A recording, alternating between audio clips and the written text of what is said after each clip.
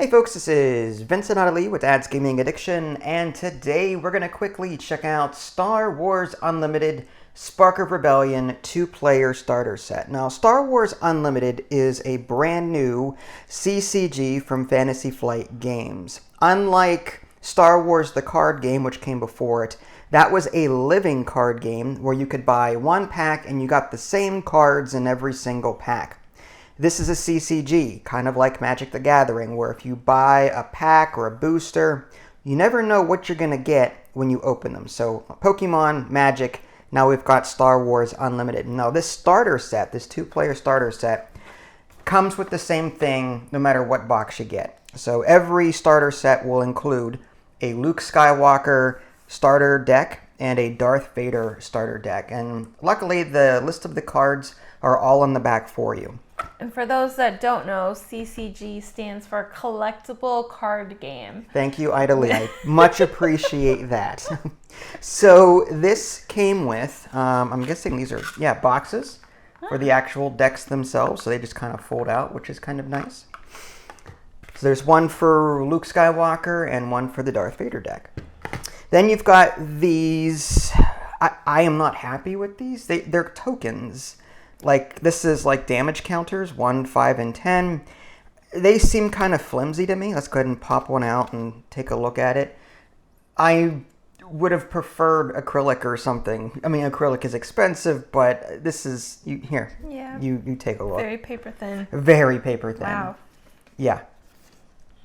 It's kind of weird because I have the Star Wars living card game, and I've got the deck builder, and I've got other games from Fantasy Flight, and none of their components are like this. So it's so weird that this is the way it is. It's just, it feels very unlike Fantasy Flight to release tokens like this. It's just strange to me. Yeah. You gonna pop them all out? Yes. Okay, all right. Just sorry. checking. No, I was just checking. I'm gonna go ahead and move this aside. Speaking of, there's Wow. a poster maybe. Cool. We can hang that up on top of the. Well, why? I don't know ceiling or why I would something. need this, but Star Wars Unlimited. Yeah, it's just a poster of Darth Vader. That's cool.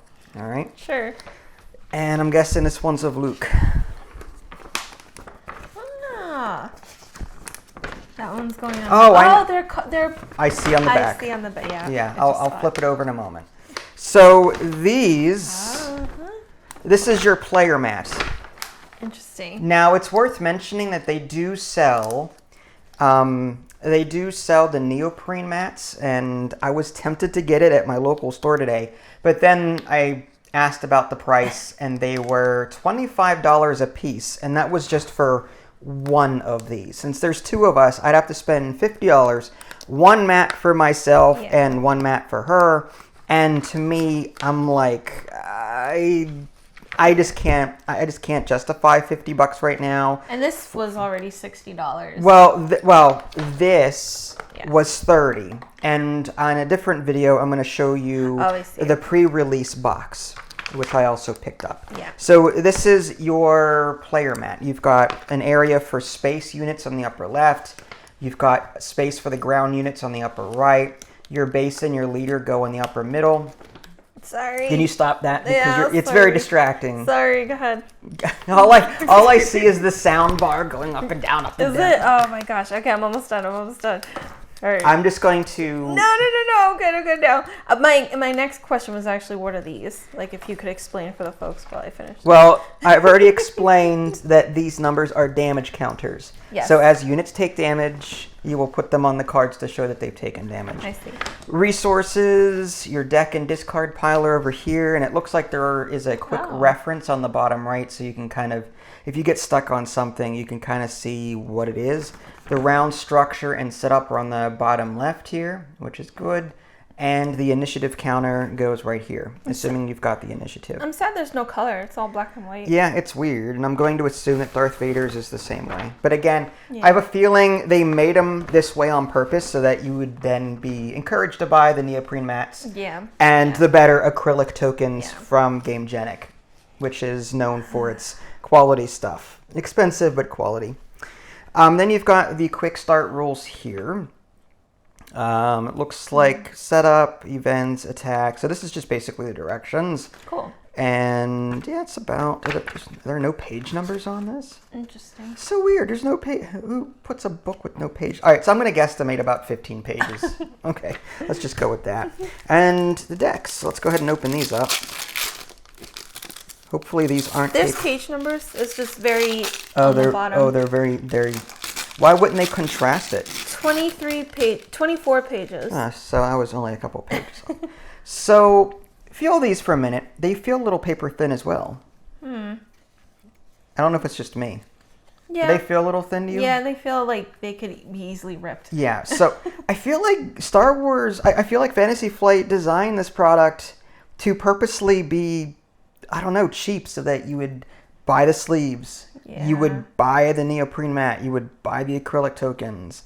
I don't like that. I'm sorry. When I bought my X-Wing 2.0 and X-Wing miniatures, all of that stuff was in those packs. All right. So anyway, what do we got here? So we've got the Luke Skywalker deck. This is the hero leader card, I should say. Okay. And you can deploy him to the battlefield by flipping him over, and he becomes a unit.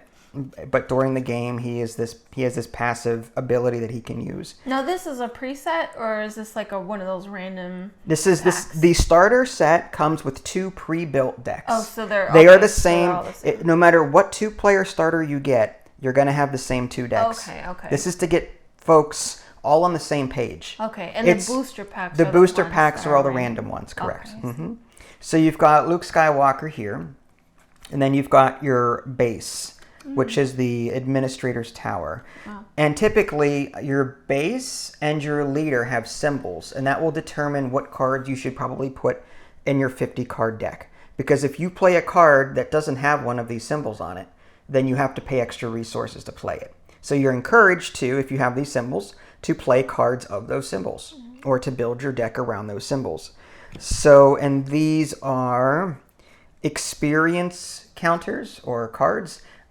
These are used to track buffs on units. Like if you give a unit experience, you give them a +1 to health, or +1 to attack and +1 to health. And on the reverse side should be, the shield, which is +0/+0, but it pretty much negates all damage done in a single burst. And then this goes away. I love the art. The art is very anime-ish. Yeah. If I had to, I don't know how to, I'm not artsy, but it looks very anime-ish. So this is the Luke Skywalker deck. Cartoony. Very cartoony, yeah. The little diamond there means it's unique, but there are multiple copies of the deck, but you can only have one fielded at a time. So if you end up having one on the field, you can use another as a resource. So it looks like there's 3 R2-D2 cards. And you can have a maximum of 3 of something in your deck when you're building it.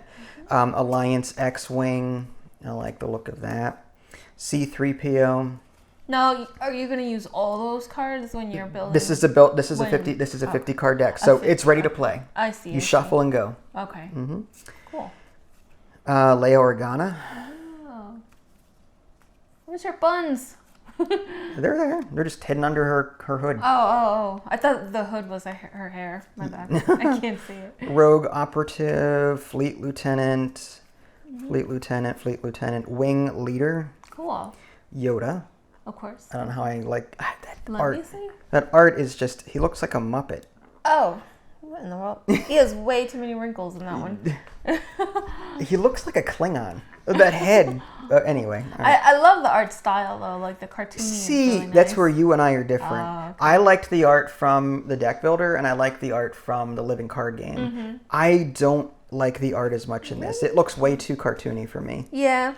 Again, it looks anime-ish. Animated. Yeah. Snow Speeder. Got Chewbacca. Vigilant Honor Guard. Obi-Wan Kenobi. Han Solo. Kenobi. Luke's lightsaber. A couple of times there. Repair. Shoot First. Asteroid Sanctuary.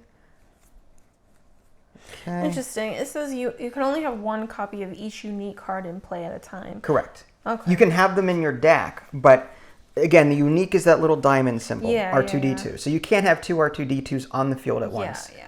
However, if you have one in your hand, you can play it as a resource when the appropriate time comes. This is not going to be a rules primer. Yeah. This is just a quick unboxing. We'll get to all that later. So this is a look at Luke Skywalker's pre-built deck. Quick look at that. And ooh, that's rough. When you run out of cards in your deck, you that's start it. taking damage. Yeah. Oof. Yeah. A lot of card games do that nowadays. Uh-oh. And in case you're wondering, I have a playthrough video. I found a digital version online. I believe it's forcetable.net or something to that effect. But if you look on my channel, you'll see an actual playthrough, a digital playthrough. Okay, so this is the Darth Vader deck. So this is his his regular side, and he can still do stuff. But when you can field him to the table, you flip him over, and that's what he looks like there. Okay, so that's Darth Vader. And his starter base is the Death Star, the Command Center Death Star. All right. And now we've got his deck. He's got those counters as well. These are just shared amongst all the players, these shields and these experience tokens. Well, they call them tokens, but they're really counters. And then now onto the cards themselves. We've got TIE Fighters. I love the art of the spaceships, but not the people. That Stormtrooper, something's wrong with his head. I don't know what his head looks too small. I don't know what it is. Death Star Stormtrooper, Admiral Ozell, First Legion Snowtrooper. We've got Admiral Mahdi. I'm trying to read through the camera. It's not working. Snowtrooper Lieutenant. Okay. Very similar themes. Viper Probe Droid. Admiral Piet. Super Laser Technician. Okay. A Cell Block Guard. General Veers. Yeah, he was in the AT-AT during Empire Strikes Back. Grand Moff Tarkin. You may fire when ready. Yeah, CGI guy. Well, he in Rogue One, yes. Imperial Interceptor, so TIE Interceptor. Yeah. Cool. The TIE Advanced, that was Darth Vader's ship in A New Hope. Modified. ATST, that was in... all right, I'm done. Thank you. Ewoks. Gladiator Star Destroyer. Blizzard Assault AT-AT. Emperor Palpatine. Of course. I figured he would be in a unique pack though. I thought he would be an actual leader, but no, he's a unit. He's expensive. He costs 8 to put down, but he's powerful.